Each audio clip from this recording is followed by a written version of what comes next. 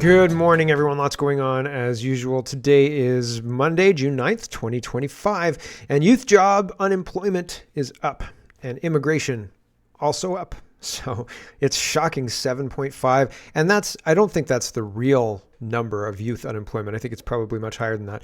But it's interesting. There's lots of opportunities for kids to go and make something themselves and produce something. Way more opportunities now than when I was a kid, but way more opportunities when I was a kid than when my parents were kids, I think. Although maybe just different opportunities stacked differently. But you can become a YouTube influencer now. That wasn't an opportunity for me when I was a kid, right? So it's very different kind of opportunities, but people are not trained to see these opportunities. They just say, nobody wants to hire me, so I guess I'll sit here and play video games. And I think that's the wrong attitude, probably, right? Like that's maybe the reason why people aren't hiring you. I digress. Also, the competition from third world countries is contributing, yes, but there's a pathway and a method to solve that problem, I think. Modi is coming to the G7 and Sikhs are upset. People in Canada who desecrate effigies of Modi in protest and who do all sorts of things like promoting the Khalistani state and things like that. They don't like this idea and they're upset about what's going on. Mocha's been doing some just unbelievable work following these guys, and he's getting some pushback like I haven't seen. It's crazy town. And the security at the Gurdwaras, we've got some images. 15 guys are patrolling a parade route, and then 5 guys are patrolling the parking lot. It's wild. They've got tons of security. What's going on with that? Stephen Guilbeault wants to use federal parks to block oil development in Alberta. So they're playing some 3D chess. I don't think it's 5D chess because they're liberals, right? And the LA riots, my gosh, we have to start with the LA riots. One of the things, though, I kind of came to the realization over the last couple of days, and it's encapsulated in this meme here. So I thought I've got to start the show sharing that. So there's lots to get to. Let's get to it first. Here's this meme here I found. And it says, there's no government. There is no government, period.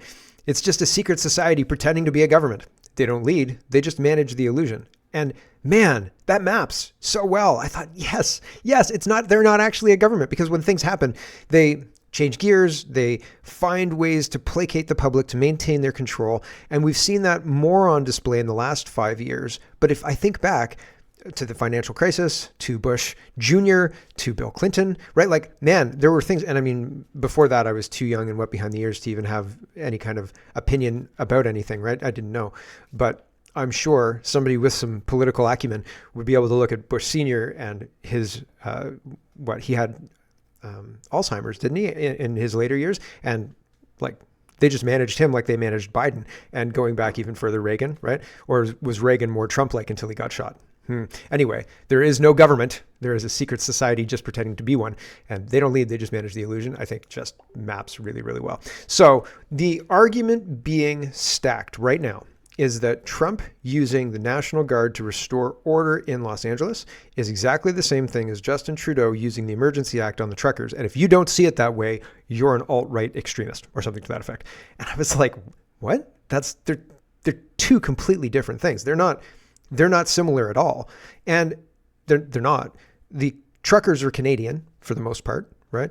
Now the trucking industry has its own issues, but we'll talk about that separately. For the most part, by and large, the people who went to Ottawa were Canadian citizens, had standing, and all they wanted to do was talk with the Prime Minister, because I think a lot of them thought that they could talk sense into the Prime Minister. And I mean, more fool us, right? Stupid us, but that's what they were there for. And I've got footage of the Freedom Convoy, and I've got footage of the LA riots. So my opinion is these things are very, very different things. And the LA riots have foreign interference, foreign influence, with the president of Mexico chiming in saying, you guys should riot, you guys should protest in the United States, which is, maybe an act of war, says some people. So that's what's going on. I'll show you that. That didn't happen in the case of the Canadian truckers. The Canadian truckers scared the hell out of the Canadian establishment because the Canadian truckers had potential to unseat them. And in this situation, it looks like a real insurrection, but I'll let you make up your mind. That's my opinion. I'll let you guys make up your own mind based on what I show you and what you've seen, obviously. But here's Zach, and he's responding to Warren Kinsella. Warren Kinsella is making the case. Well, here's the case. He says, today I look forward to hearing the Canadian Conservatives who are in a spit-flecked rage about the police being called in to deal with anti-government Ottawa Convoy people loudly applauding Trump, sending in the military to deal with anti-government California protest people. It's a false comparison. It's a false comparison. Zachary says that's because the Freedom Convoy was a peaceful protest for our rights to bodily autonomy, and peaceful assembly is a fundamental right in a free country. What's happening in LA are violent and destructive riots by communists and illegals. Spot the difference, comrade? And I think that's absolutely spot on. And DCL says, I think everyone needs to calm down. What's happening in LA is nothing. Do you remember Ottawa? Remember the Freedom Convoy? Remember the honking? I do. It was domestic terrorism at its worst. Just ask a liberal. So here's 40 seconds of the Freedom Convoy. Oh, sorry if that's loud. I hope it's not too loud. I'll turn it down. It sounds very loud to me. Here is 40 seconds of the Freedom Convoy. And I'm going to show you the footage of LA is imminent. So keep this in your mind as we go and look at LA after this. Okay, here we go. He said one day you leave this world behind, so live a life you will remember. My father told me when I was just a child, these are the nights that never die. My father told me.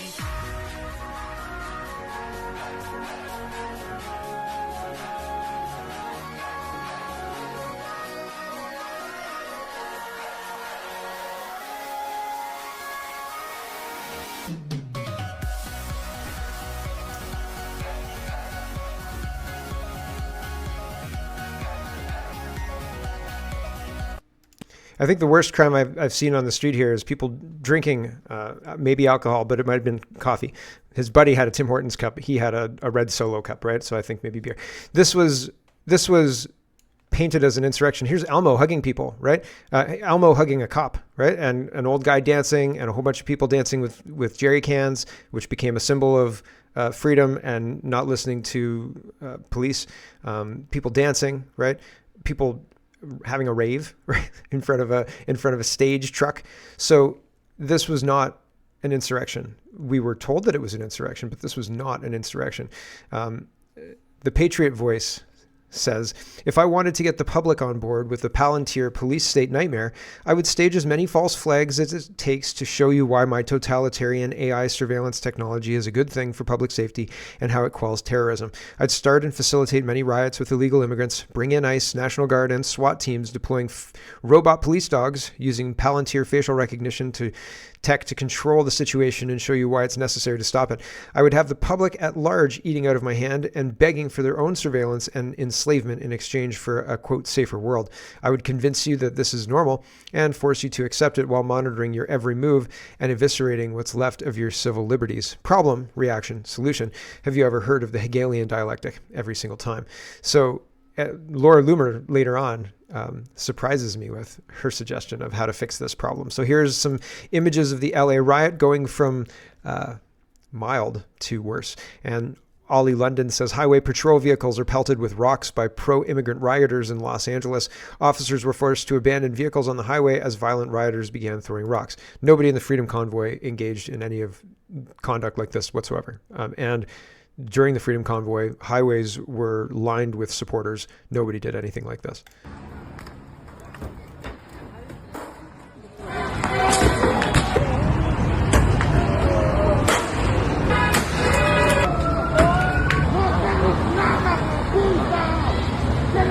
Okay, total destruction of 4 highway vehicles and people throwing big, heavy chunks of concrete. Here is 4, 5, 6 police cars on fire.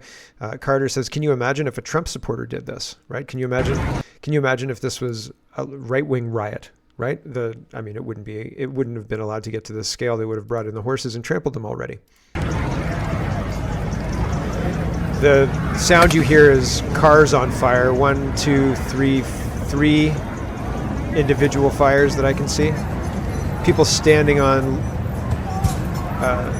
to get a higher vantage point. But yeah, lots of cars on fire.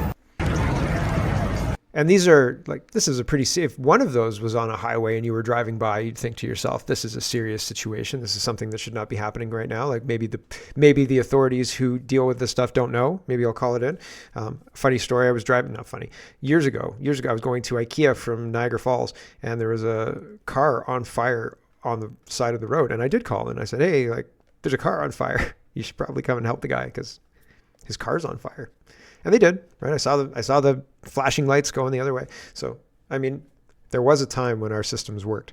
Here's Donald Trump responding to all of this. He says, a once great American city, Los Angeles, has been invaded and occupied by illegal aliens and criminals. Now, violent insurrectionist mobs are swarming and attacking our federal agents to try and stop our deportation operations. But these lawless riots only strengthen our resolve. I'm directing Secretary of Homeland Security Kristi Noem, Secretary of Defense Pete Hegseth, and Attorney General Pam Bondi, in coordination with all other relevant departments and agencies, to take all such action necessary to liberate Los Angeles from the migrant invasion and put an end to these migrant riots. Order will be restored, the illegals will be expelled, and Los Angeles will be set free. Thank you for your attention to this matter.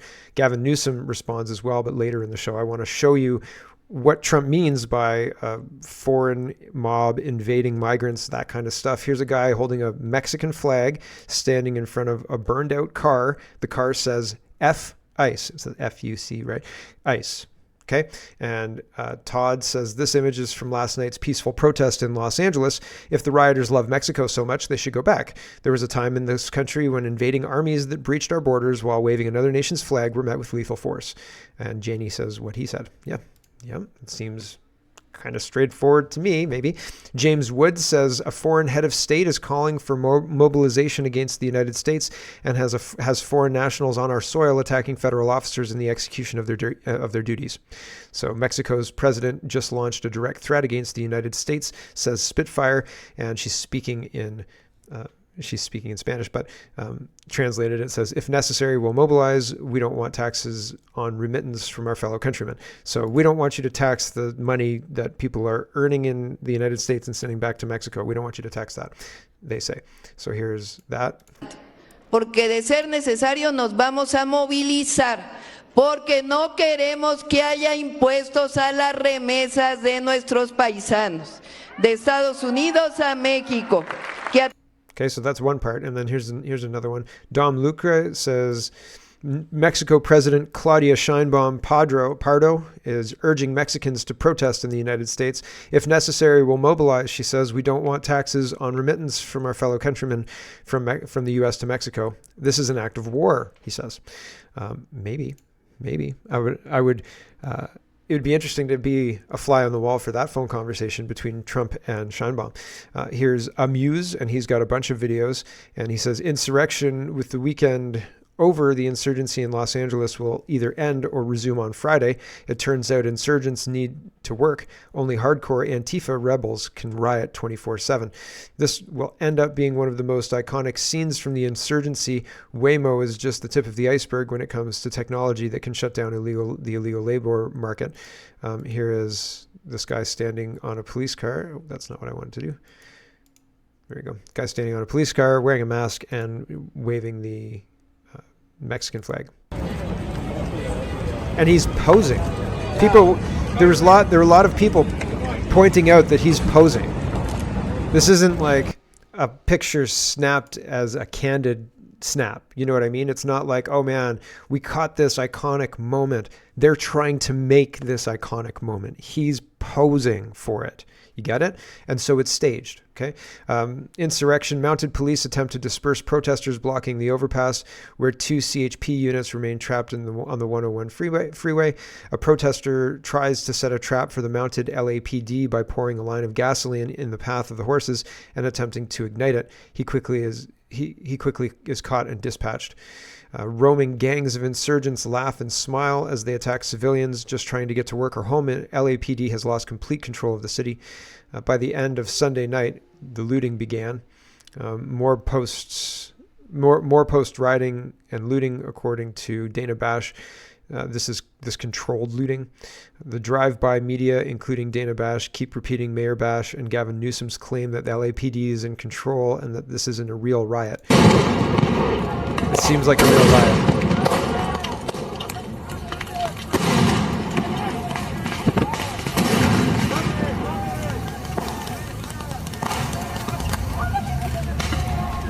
That poor dog. Why would you take your dog on a walk? Like this guy walking his dog. There's flashbangs going off everywhere. Like you don't go for a walk when you're with your dog when there's flashbangs going on, for crying out loud. You tell them it's thunder. The Vigilant Fox says, LAPD chief admits professional left-wing anarchists are fueling violence in Los Angeles riots. This reeks of a Soros op. LAPD chief Jim McDonald just exposed what many already suspected. The chaos unfolding in Los Angeles is being escalated by professional leftist agitators. Did they try this in Ottawa? I don't know if the agitators came and tried and we just didn't take the bait. I don't know if the neighborhood, like if the structure of the organization of the Freedom Convoy prevented this from happening. I don't know. I honestly, genuinely don't know. But these guys seem to come in whenever there's a good protest and they amp it up to 11, right? Quote, I'll let him say it. Here's this guy. But when I look at the people who are out there doing the violence, that's not the people that we see during the day who are legitimately out there exercising their First Amendment rights and to be able to express their feelings about the immigration enforcement issue. These are people who are all hooded up. They've got a hoodie on. They've got face masks on. They're people who do this all the time, get away with whatever they can, go out there, from one civil unrest situation to another, using the same or similar tactics frequently. And they are connected. Some would call them anarchists or by any other variety of names. But they're people that we run across routinely city to city, and this is what they do. So even more disgusting that many of the people who are doing this come in from other places just to hurt people and to cause havoc. So this is coordinated, this is funded, well-funded, and coordinated on a macro sense and organized on a micro sense. Right? Like these people know what they're doing. They're practiced at it. They go city to city to do it and spread the insurrection or protest, or it's not a protest, it's an insurrection. Libs of TikTok, you haven't seen massive violence take place, says the mayor. So this is a minute-long clip of them talking about it. And there's violence in the background. Don't believe your lying eyes. Right? Here we go. And then, of course, you have LAPD. So I think actually the communication and collaboration has been good. I was at the command center most of the day today, and, people are literally working in the same room together. The CHP is there, the Federal Protective Services are there, the National Guard wasn't there, but everybody is in communication, and I think that that's why things have gone well. I mean, you haven't seen massive violence take place. You haven't seen, police officers engaging in a violent manner with people. There have definitely been some isolated incidences. But, someone had made a comparison to what had happened in L.A. in the past. It's just very important to realize that this is happening on a few streets in downtown L.A. This is not citywide. This is not massive civil unrest. And obviously, I don't ever want to see that happen in our city again, which is why we have to be very aggressive now and send a very clear message that vandalism will not be tolerated. Vandalism. Vandalism will not be tolerated. It's a little bit more than vandalism, I think. Vocal Dissonance says the riots happening in LA are not organic or spontaneous. They're designed to look chaotic to cover up the fact that they're well-funded, exceptionally organized, and carried out by well-trained activists using intelligent, highly developed tactics. Here's a primer. First, notice the protesters have shields. Pick one. So shields. These types of shields were used by the 2024 pro-Hamas rioters and the 2020 Black Lives Matter rioters. Each shield takes 3 hours to make, and activists spend all day making them. This is not spontaneous. It takes planning. These shields are not cardboard signs. They're designed to look like cardboard signs. They're, in fact, made of plywood and have metal handles, as seen in the pic below. They have a cardboard sign attached to the front to disguise the fact that they're made of wood. Yeah. In 2020, these shields were brought in and distributed to rioters in organized drops. In LA, we see the same strategy. They hand out protective equipment to rioters who then use them in their attacks. Note the same Hope Depot bucket in pics 2 and 3. It isn't just the shields that are planned. Everything is, from what rioters wear to the tactics used in each situation. They're implementing highly developed theory of protest violence in order to create pressure to try and force politicians to give in. I'll show you. To see how this works, we need to understand the tactics they're using. The first strategy is to put their target in a decision dilemma by implementing a method of protest that leaves the person with no good options. No matter how the target reacts, they look bad. That strategy is paired with the real action is your target's reaction, in which rioters use people's reaction to the protest against them. This is James Lindsay's stuff, so this guy's just kind of rehashing James Lindsay's stuff. The goal here, and I think this is rules for radicals, like looking at their pamphlets and stuff. This is what they tell them to do. So it's just informing us of the rule book they're playing by, really. So maybe it's James Lindsay's the first person who exposed me to this, but I've seen this before. Back to this. The goal here is to try and force authorities to overreact so rioters can play martyr for the camera, which we're seeing as well. The final move is lead with sympathetic characters, Greta. They put sympathetic people out front to garner sympathy and make them look like sympathetic underdogs fighting an uphill battle. This is why they brought a baby to the protest. It was an intentional, pre-planned move. Putting it all together by blocking a road using benches as barricades, they give the authorities no option but to use force, but by having a baby, they force the police into an impossible situation. Using force without harming a baby, it puts police in an impossible situation. The principle at work behind this entire strategy is play to the audience that isn't there. Activists pick their tactics and strategies based on optics. They want to make themselves look like sympathetic underdogs to the audience, seeing it on YouTube or watching on the news. All of these strategies and tactics are used to create actions which activists can turn to their advantage. When they do this correctly, they can paint themselves as the sympathetic, powerless underdogs, even when they are the aggressors. Sound like anybody you know? Sure does. It's socialist and political jiu-jitsu, or Tai Chi. You use the power of your opponent in Tai Chi, and you flow it through you, and you use it against them, right? Like that's the whole point of Tai Chi. This isn't to say they aren't intentional in doing damage. They are. The book Black Bloc, White Riot, Anti-Globalization, and the Genealogy of Dissent by author A.K. Thompson is the starting place for the theory of what counts as violence and when violence is justified. Alex Hunter defined a diversity of tactics, which is a euphemism for allowing violence at protests. Hundert explicitly states a commitment to nonviolence is dogmatic and stifles debate about which tactics to use. Violence is part of the strategy, as we will see. Leftist academics theorized about how violence could be used to build political leverage. Oberlin professor Jerry Garcia, him too, explains how violent protests make it a more salient issue and provide greater pressure on elected officials and candidates. So it puts you into that position. And there's more of this thread, but I'm going to leave it for now because we have lots of other show to get to too.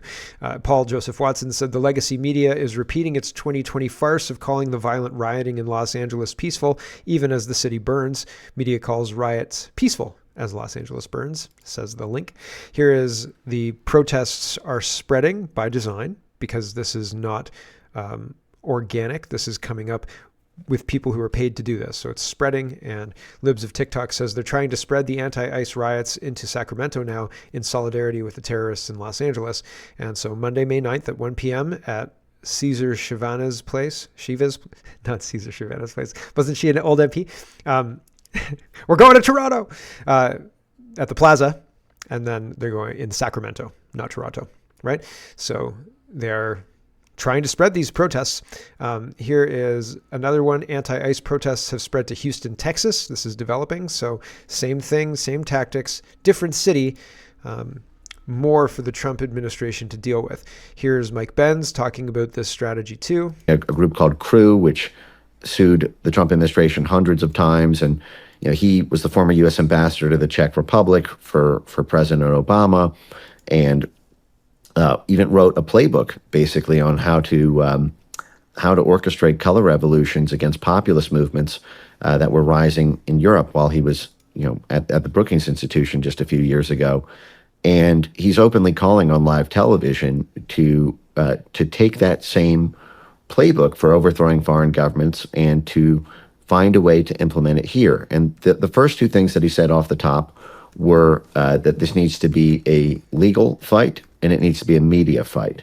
So taking it to the courts and taking it to the media for hearts and minds. But what you've seen, one of the warning signs that I'm very concerned about is that a fundamental part of these people-powered revolutions, these so-called color revolutions, is on the street action to destabilize countries, which also provides a sort of patina, a predicate to the rest of the world that this is the genuine reflection of the democratic people being underserved by an autocratic government. But There you go. So, yeah, he's saying, look, they're bringing people out into the streets, and there's a purpose to this. This lends additional weight to this whole thing. Colin says California Rep. Judy Chu says the LAPD has the situation in Los Angeles under control as the mainstream media plays a split screen of multiple cars on fire. Everything's fine. What are you talking about? Oh, I did this again. They've added new buttons, and I'm not used to their location, I think. Of outliers that throw things and cause damage.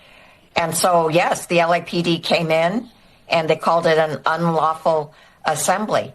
I believe that the LAPD has this underhand, and they are very, very experienced in riot control.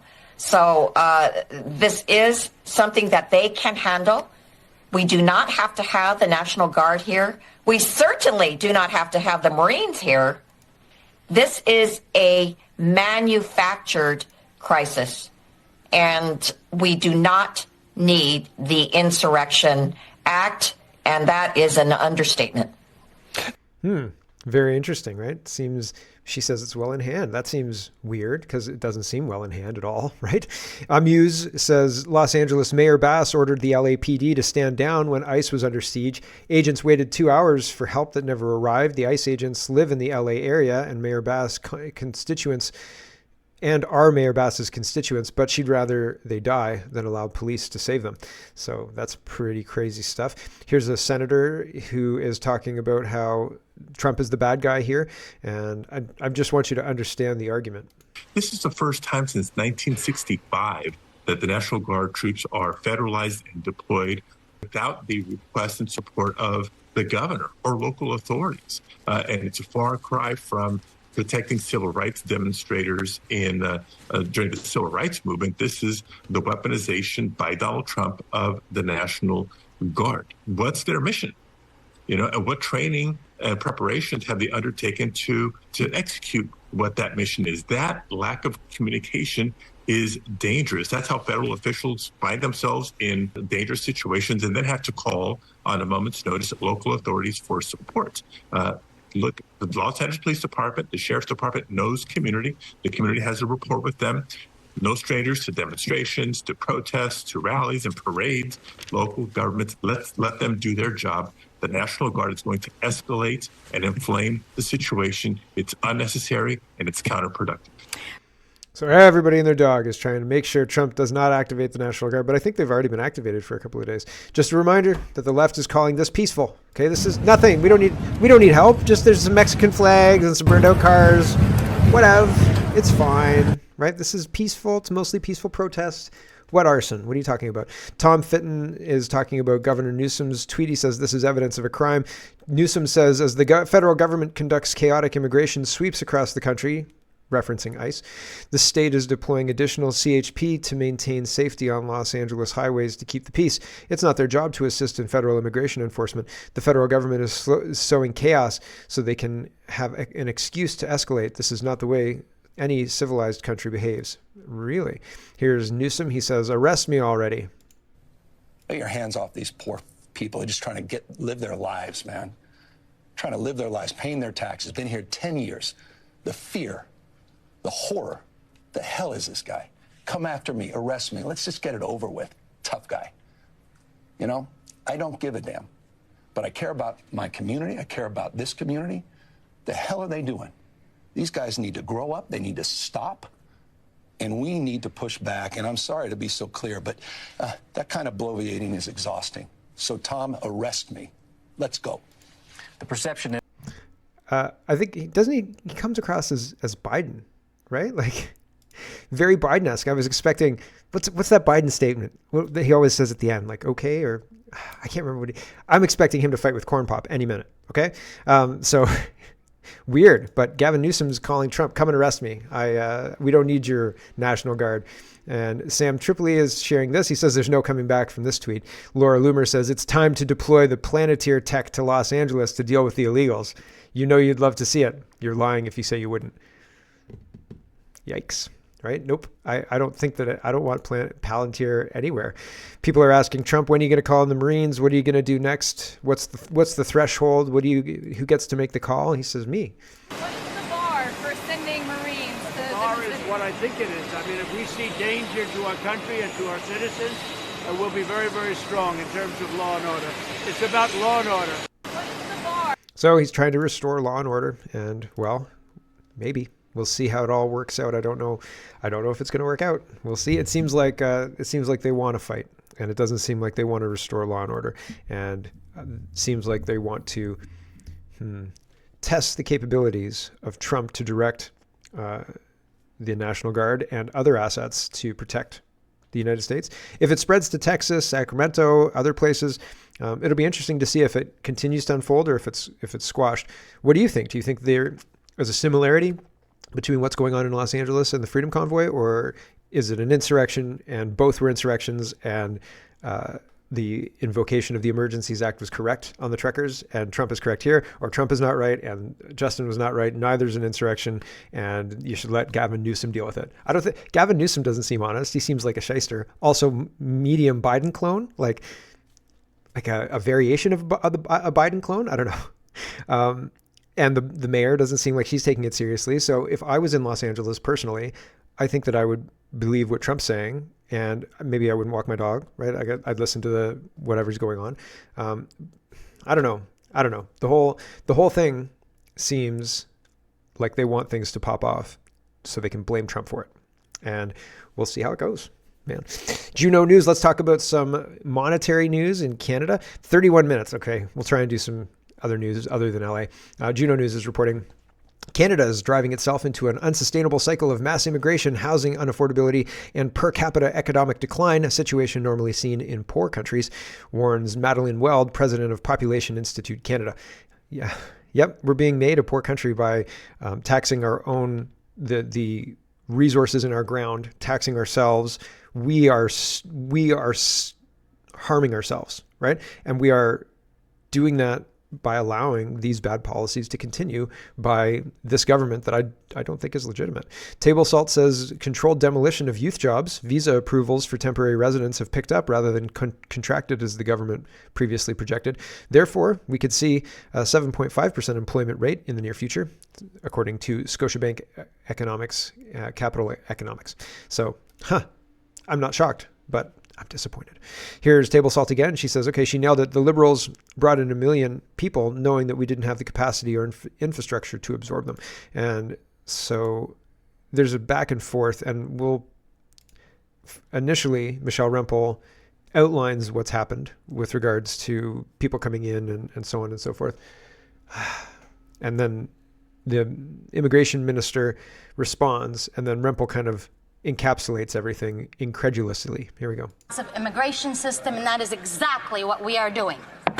So just to reiterate, by the end of this year, nearly 5 million people will be in Canada with expired or expiring visas, and the government has no plan on how they're going to get them to leave. We have a housing crisis, a youth jobs crisis, healthcare wait time crisis. And knowing this, the Liberals have already issued nearly 177,000 new temporary foreign work permits this year, a 10% increase from the last quarter. That's the same amount of people as Kelowna.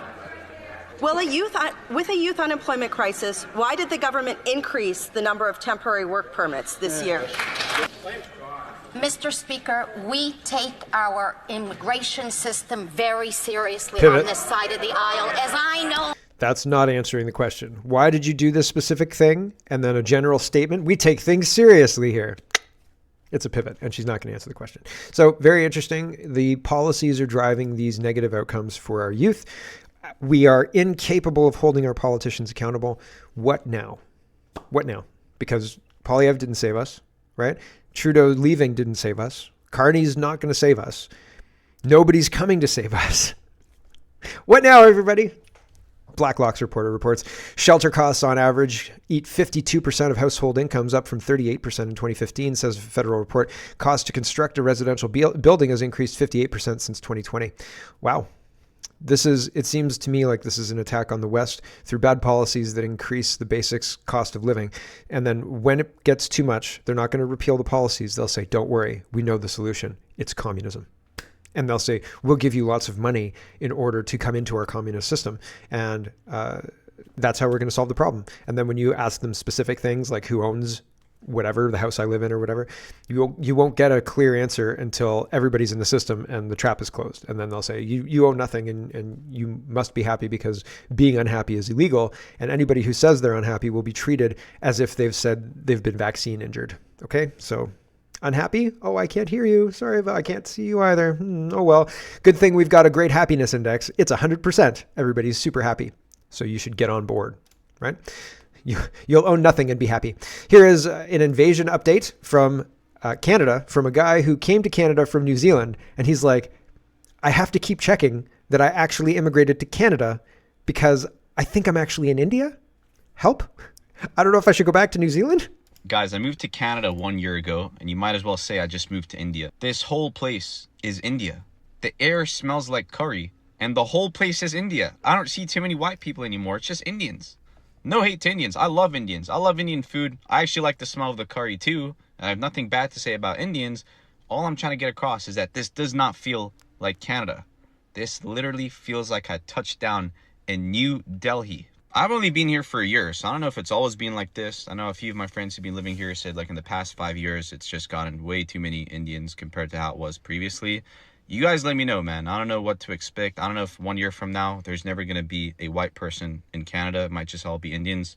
I don't know what to expect, man. I don't know if I should move back to New Zealand or if I should stay here. I don't know what's going on. Pretty wild stuff, right? So what would your advice to our New Zealand friend be? Should you stay or go back to New Zealand? New Zealand is just as woke as Canada is. It's just complying. And so, maybe I didn't make this point, but I'd like to emphatically make this point very quickly. The insurrection that we're seeing in the United States right now, if you want to call it that, the violence that we're seeing, the people protesting ICE, everybody saying this, the fulcrum of this is because Trump is trying to use ICE to deport foreign nationals. We don't want that to happen. And Scheinbaum says we don't want our money coming back to Mexico taxed from there. The only reason they're seeing violence is because they're trying to stop it. The only reason. That's it. The only reason they're having these uprisings, the cars on fire, ICE being attacked, bricks being laid out, all of that stuff is because Trump is moving to stop all of the stuff that's being taken advantage of, and it has been taken advantage of for a long time. He's moving to stop it. We're not. And so that's why nobody's having big protests to shut things down for us. If we started to, then we would see these massive protests. We see no protests. We see no anything like that because we're allowing our country to erase us and replace us. As soon as we say no, they will get violent, just like Los Angeles. Okay? It's an invading force being put up in the foreign country, in that case, the United States, in this case, Canada, on our tax dollars. They get $80,000 a year, and they get food, and they get housing, and they get phones, and they get gym memberships, and they get dental, and they get health care. And the government pays from our tax dollars. And the second we say, hold on a second, what? They will get violent because they don't want it to end. And also, I think there's probably somebody somewhere pulling those strings and saying, as long as they're compliant, it can be peaceful. But the second they're not compliant, turn off the peaceful, and we'll continue doing what we're doing. It'll be a violent continuation of the theft. So have fun living through that. Johannesburg, right? Or worse. So pretty crazy stuff, honestly. So that's what I think is happening right now. And it's not going to get better because, as I said at the beginning of the show, we don't have a government. We have a pantomime that's pretending to be a government that keeps up the illusion, right? Pay no attention to the man behind the curtain, right? So here's a person in Canada, and she paid $30,000 to come to Canada for Canadian citizenship and a work permit, and she doesn't want to leave. So here's what happens when you say you got to go, right? Maybe she'll go, but there are a whole bunch of people who won't, right? How much money did you invest? How much? I paid around $30,000 my fees for 2 years, and then you have to stay as well. Yeah, of course I have to stay because I paid money to these colleges. And even if I'm trying to do health job, they require the experience. So where I will get my experience if you are not giving? So she's paid all this money, but this isn't legal, right? It's not above board to do it that way. Juno News says Employment and Social Development Canada is subsidizing dozens of wages for employees working at left-wing and controversial Islamic organizations through Canada and Canada's Summer Job Program. Cool. So the invasion is ongoing, and they're using all of the apparatus of government to push it and push foreign values instead of Canadian values, right? Unless you think Muslim values are Canadian values like Mark Carney does. Crazy, crazy town. We've got the grab bag of governance, censorship, 2030 agenda, AI, lots more show. But I've got to say goodbye to the stream. So thanks for watching, everybody, and we'll catch you tomorrow. Hello, everyone. Thanks very much for watching. This is just a short version of a longer show. If you'd like to get the whole show, you can go over to CanadaPoly.com and sign up for a subscription. Just look in the drop-down tab for Shop and Donate and look for subscriptions, and you'll get immediate access to the full show. Love to see you. Thanks for watching, everybody. Have a wonderful, wonderful